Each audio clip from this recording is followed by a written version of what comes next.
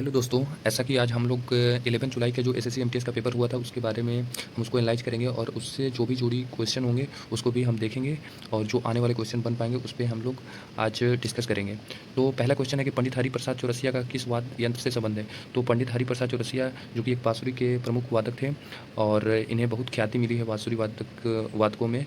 और इन्हें उसी वजह से इन्हें बहुत सारे अकादमी अवार्ड भी मिले हैं, जैसे में कि 1984 में इन्हें संगीत नाटक अकादमी, इस वजह से तो इन्हें बहुत सारे मिले हैं, लेकिन जो इम्पोर्टेंट है जैसे में कि 2000 उन्हें पद्म विभूषण, हाफिज़ अली खान पुरस्कार और दीनानाथ मंगेशकर पुरस्कार से सम्मानित किया गया है। ये जो इम्पोर्टेंट है जो कि क्वेश्चन में मतलब पुट अप हो सकते हैं एग्जाम में। और भी जो वाद्य यंत्र जैसे वादक हैं, जैसे में कि रविशंकर, पंडित रविशंकर या फिर विलायत खान हुए जो कि सितार वादक हैं, और तबला वादक जैसे में जाकिर हुसैन या फिर लतीफ़ खां, जो कि इम्पोर्टेंट बनते हैं, क्वेश्चन इस पे बनते हैं और हमेशा एग्जाम में पूछे जाते हैं, जिसे हमें एक बार रिवाइज या रिकॉल करके ही एग्जाम में जाना चाहिए। और दूसरा क्वेश्चन देखते हैं कि कोशिका का सुसाइडल बैग किसे कहा जाता है?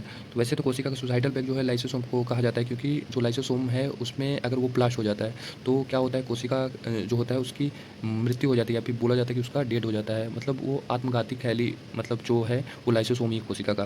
वैसे तो लाइसोसोम की जो कि खोज डी ड्यूवे ने किया था, और इसकी खोज उन्होंने माइक्रोस्कोप के द्वारा किया था और उसका उसी तरह नामकरण भी कर दिया था।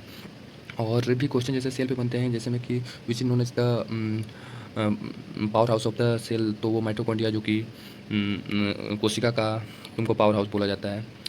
और अगला क्वेश्चन देखेंगे 2011 में जैसे क्वेश्चन पूछा गया था कि भारत में महिलाओं की लिटरेसी रेट क्या थी? तो वैसे 2011 में जो लिटरेसी रेट थी महिलाओं की वो 65.5 थी।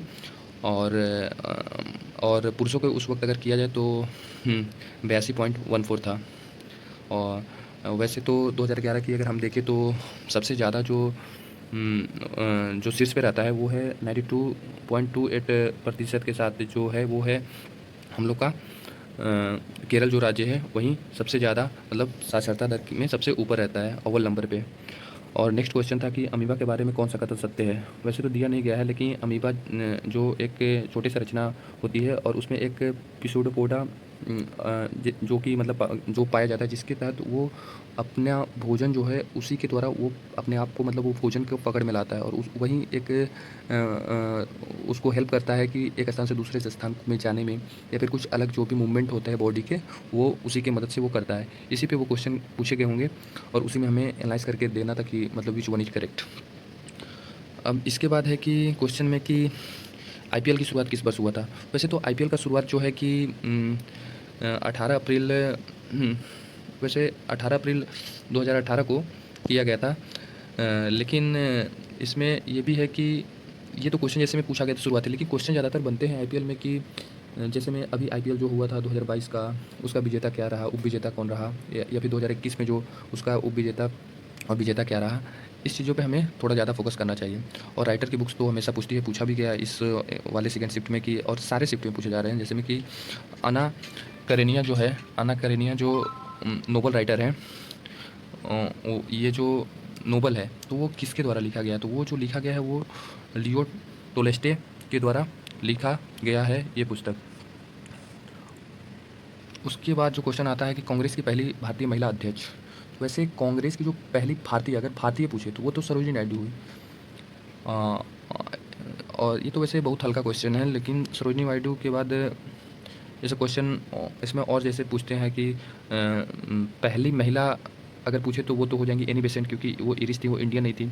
और फर्स्ट इंडियन हो गई थी सरोजिनी नायडू। और एक और इम्पोर्टेंट पॉइंट है जो कि क्वेश्चन थोड़ा अगर घुमा के पूछता है तो उसमें पूछतेगा कि पहली महिला जो कि कांग्रेस अधिवेशन में हिस्सा ली थी या फिर भाग ली थी, तो वो थी कादम्बनी। और नेक्स्ट क्वेश्चन इसमें पूछा था कि 1526 में बाबर द्वारा लड़ा गया युद्ध। वैसे तो बाबर द्वारा बहुत सारे युद्ध जो कि लड़े गए, लेकिन कुछ कुछ उसमें इम्पोर्टेंट है, जैसे में कि जैसे में हो गया कि पानीपत का प्रथम युद्ध। तो वैसे क्वेश्चन में तो यही पूछा था कि 1526 का युद्ध कौन सा युद्ध लड़ा गया था, तो वो होगा पानीपत का प्रथम युद्ध। वैसे पानीपत का प्रथम 1526 में हुआ था। इसके द्वारा जो युद्ध खानवा का युद्ध वो 1527 में हुआ था, और चंदेरी का युद्ध 1528 और 29 में तुम्हारा घाघरा का युद्ध, मतलब ये चारों साल लगातार युद्ध इसके साथ होते ही रहे। अब इसके बाद क्वेश्चन था राज्यसभा लोकसभा का अध्यक्ष। वैसे लोकसभा और राज्यसभा इन दोनों का जो, ये तो बहुत हल्का हुआ कि राज्यसभा का जो सभापति होता है वो उपराष्ट्रपति होता है, लोकसभा का जो लोकसभा का स्पीकर होता है। और वैसे क्वेश्चन इसमें और बन जा सकते हैं कि अगर इम्पोर्टेंट एक संयुक्त बैठक, अगर ज्वाइंट राज्यसभा और लोकसभा का दोनों का जब मिलाया जाता है तो उस समय जो उसका अध्यक्षता जो करता है वो लोकसभा का अध्यक्ष करता है। तो ये क्वेश्चन अच्छा जो कि बन जाता है, जो कि इससे रिलेटेड क्वेश्चन है। और एक क्वेश्चन पूछा गया था कि पीएम गरीब कल्याण योजना कब तक बढ़ा दिया गया है। वैसे जहाँ तक देखा जाए कि पीएम गरीब कल्याण योजना ये 30 सितंबर 2022 तक बढ़ा दिया गया है। और इसमें एक करंट का क्वेश्चन क्या पूछा था कि पंजाब के नए मुख्यमंत्री कौन बने। वैसे पंजाब के नए मुख्यमंत्री जो कि भगवत सिंह मान जो कि अभी 2022 में बने, जो कि इलेक्शन हुआ था, तो आम आदमी पार्टी की गवर्नमेंट बनी और उसी में इन्हें मुख्यमंत्री चुना गया। और इसके पहले जो थे वो थे चरणजीत सिंह चन्नी, जो कि सीएम इसके पहले थे, जो कि कांग्रेस से बिलोंग करते थे।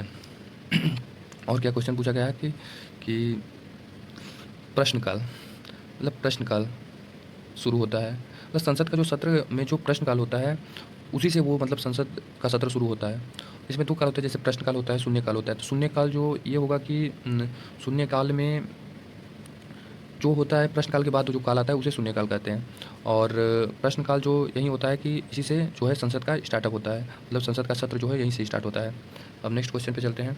नेक्स्ट क्वेश्चन है कि कुचिपुड़ी किस राज्य का शास्त्रीय नृत्य। वैसे कुचिपुड़ी तो बहुत इंपॉर्टेंट क्वेश्चन है, हमेशा क्वेश्चन पूछता रहता है कि किस में है, तो ये आंध्र प्रदेश की है। वैसे तो ये शास्त्रीय नृत्य है और पूरे हम लोग के भारत में शास्त्रीय नृत्य पूरे 8 हैं, जैसे में कि कुछ इसमें मेंशन है जैसे किया गया है।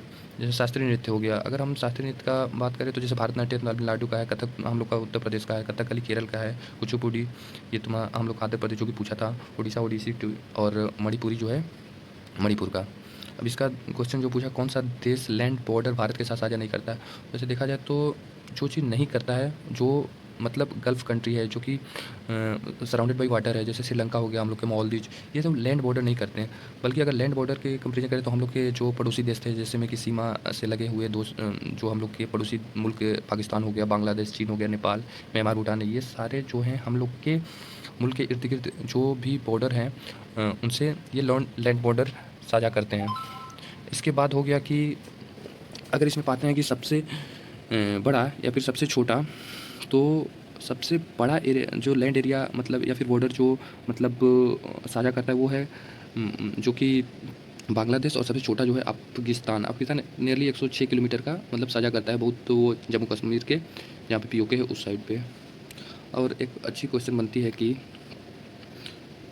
क्वेश्चन बनता है कि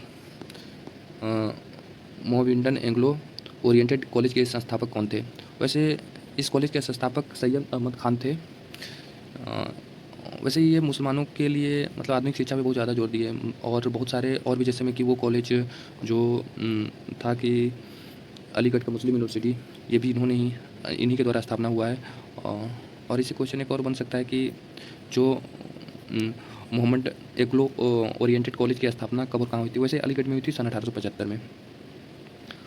अच्छा, और एक इम्पोर्टेंट नोट्स है कि जैसे मैं अभी जो हम लोग ने किया था कि 2011 के सेंसस के अनुसार भारत में महिलाओं की लिटरेसी क्या है, तो वो 65.5 थी।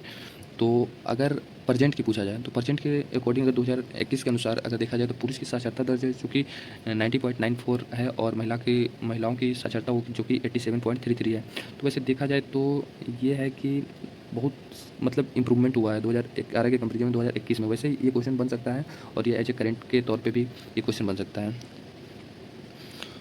और नेक्स्ट क्वेश्चन आया था कि कौन डेक्कन एजुकेशन सोसाइटी के सदस्य नहीं थे। वैसे तो डेक्कन एजुकेशन सोसाइटी के स्थापना महाराष्ट्र के पुणे में महानिंद रोनाडे और बाल गंगाधर तिलक यही दोनों के द्वारा मतलब स्थापित हुआ था, और यही मुख्यतः इसके सदस्य थे। और इसके अकॉर्डिंग जो भी ऑप्शन में दिया होगा उसे नेगलेक्ट करेंगे, और वहीं जो कि इसके सदस्य नहीं होंगे, ये दो तो सदस्य थे। तो इतना के लिए बस, और हम अगले भी पूरे A to Z मतलब इसका 25 हुआ तो अगले का भी हम लोग 25 सोल्व करेंगे, जैसे इंग्लिश का हुआ और मैथ्स का हुआ और रीजनिंग के, एक एक करके हम सारी वीडियो पे देखेंगे और उससे एक आइडिया निकालेंगे कि अगला क्वेश्चन में इसके रिलेटेड कौन सा क्वेश्चन बन सकता है, और इस पे हम लोग काम करेंगे। इतना के लिए धन्यवाद, थैंक्स यू।